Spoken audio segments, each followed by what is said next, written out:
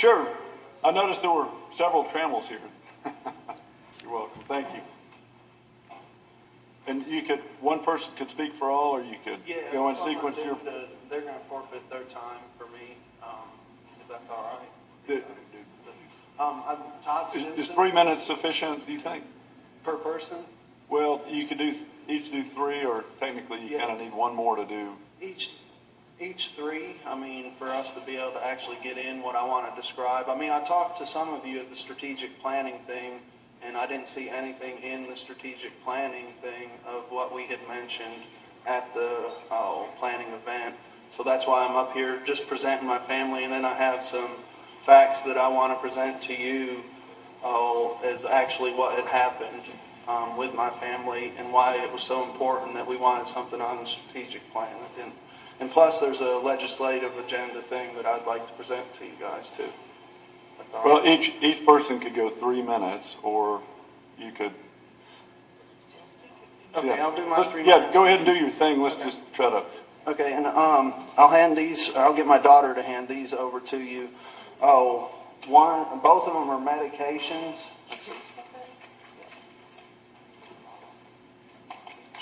And each of you can take one. And what these are prescriptions that were from Memorial Mission pharmacist. And what had happened to my daughter was diagnosed with cancer the day before Thanksgiving. I don't know if any of you really know who I am. I'm Todd Stimson, the owner of Blue Ridge Medical Cannabis Research Corporation, that was approved by the state in 2011 and then eventually rated in July of 2013. And then in November, I was told my daughter had cancer.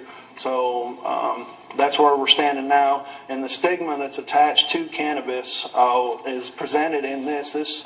These are 2 medications. The one medication for my daughter during her chemotherapy is the Decadron, and then the other is dronabinol, which is the synthetic cannabinoid, which comes from cannabis, which is legal in the state. And if you go to the second page, you will see the adverse reactions on the second page. The one that has 102 adverse reactions is the one that the doctors wanted to prescribe to my child. We asked for it not to be prescribed to my child, yet they went ahead and gave it to her.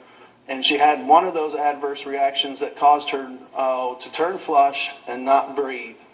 So they stopped that. We got the director of Memorial Mission and asked them to prescribe the dronabinol, which is the synthetic cannabinoid from cannabis, which is allowed in North Carolina only for cancer patients.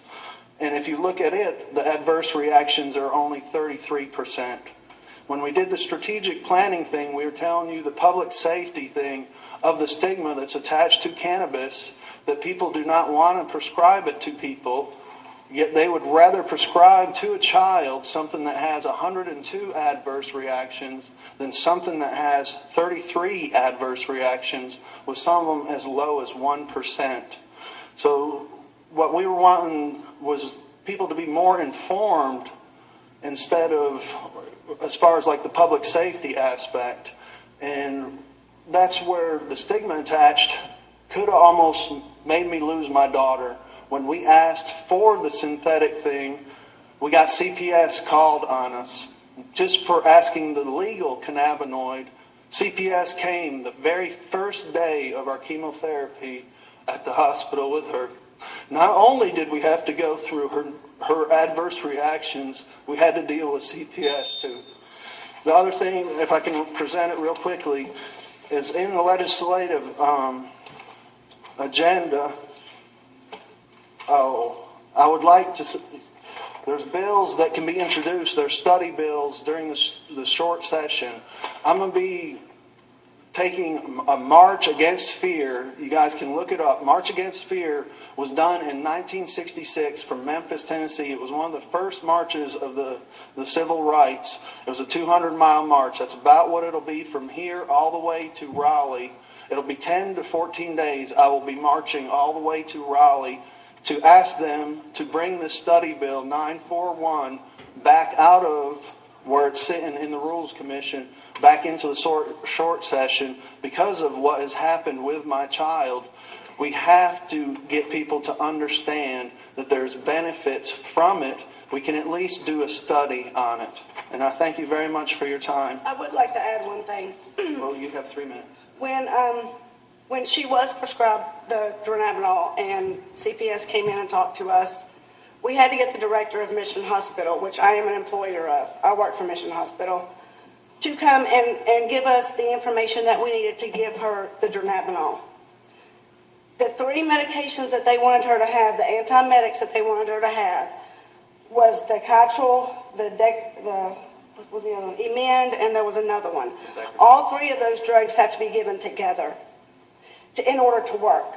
So when we couldn't give her the one drug that she was allergic to, they wanted to turn around and give it to her again the next day. I am not going to watch my child stop breathing because of a doctor or a nurse's decision. And so we had to go through the director of the hospital, and she agreed that we could have this medication. Even after the director, Susan Mims, stated we could give her the medication, we still had nurses. We had people in that hospital telling us we were wrong. We had nurses standing there telling us we were wrong. This is a legal drug. It's something that cancer patients need. My child gained 10 pounds on chemotherapy. My child was not as sick as they said she was, and she finished her chemotherapy a month and a half early because of that medication. And the stigma attached to it causes more harm to these patients than it does to other ones. And appropriate care, and it is stated in the medical board, appropriate care should be given to every patient, regardless of what you think. A month after she was already going through the treatment, we went back for another treatment. This is 6 days of inpatient chemotherapy. The orders were wrote wrong, and we asked the nurse to contact the doctor. That nurse refused to contact the doctor. So the orders were wrong. So after my child had her chemotherapy on that first night, she threw up for 6.5 hours because that order was not correct. Even after we stood there and told the nurse it was wrong. How can they stand there and tell you, oh, I don't want to give that to that patient. That's my moral decision. Well, let me tell you, this is my child. And this is my child, and I am going to treat my child the way she needs to be treated. I don't care what anybody thinks.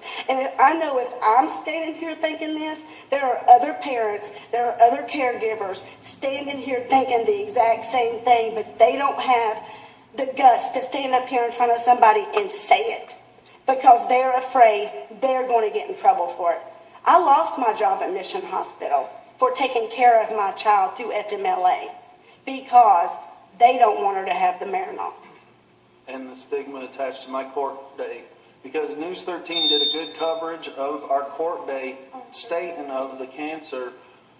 They saw her on the news, and that's why they said they had a bad thing. They said that she was abusing her FMLA. She was not abusing it. We went through a process of 5 weeks. She finally got her job back because we showed the evidence. Every time we've got to go in and show evidence, true things. They don't take our word at all. Okay, you can. I'm Ariel, and I just want to say like 2 things. One thing is with the nurse that didn't give me my medicine. After we went back for my last round of chemo, nothing happened to her. She didn't get, I don't know if she got like reprimanded or anything like that, but one thing that I feel is that if somebody refuses to give you the medicine that you're prescribed, they should get fired. They shouldn't get reprimanded or anything like that. They should get fired. That's disrespectful to the person that needs the medicine. They're not going through that thing. If they were going through it, they would want the medicine that they need. Nothing happened to that nurse. She was still going on with her job and everything. And then with one thing is it's with the doctor that we had that helped me with my chemotherapy and everything. She was trying to give me Benadryl, and I didn't want Benadryl because of how it affects me. It makes me to where I sleep almost 20 hours out of 24 hours a day. and I don't get the movement that I need. And I told her that it's my body and I will choose what I want to take. If they prescribe it to me, I'm not going to take it if I don't like the reaction that I get to it. Okay. Thank you. Thank you. Now, I would really thank you, and I'd like, if you can, put that onto your legislative yours? agenda. I don't think that's ours. And the reason I'm doing that march is to get attention for people in our state, because there's 3 bills that have been denied, not even looked at in our state because of the stigma that is attached to it. It's time that everybody in this country moves forward. We've got to move forward to help people out, not hurt people anymore. Thank you. Thank you. Vice Mayor, may I speak for a minute? Before y'all walk out of the room, I just want to make sure that y'all hear this. This isn't the first story we've heard about some of the injustices that are evident in various systems in regards to cannabis, and whether we're talking criminal stuff or medical stuff, there's a lot of this going on. I think that this family's request for simply to support having this move to a study committee is a really reasonable request, especially given their circumstance. And I don't know exactly what steps forward, what other council members might feel around that, but it's certainly something I'd be comfortable with. Me too. So let's agree to take this up in our process of, we have routine processes of looking at what we'll advocate for at the legislative level. So let's fold it into that. Thank you. Thank you very much for your time. I really appreciate it. Thank you.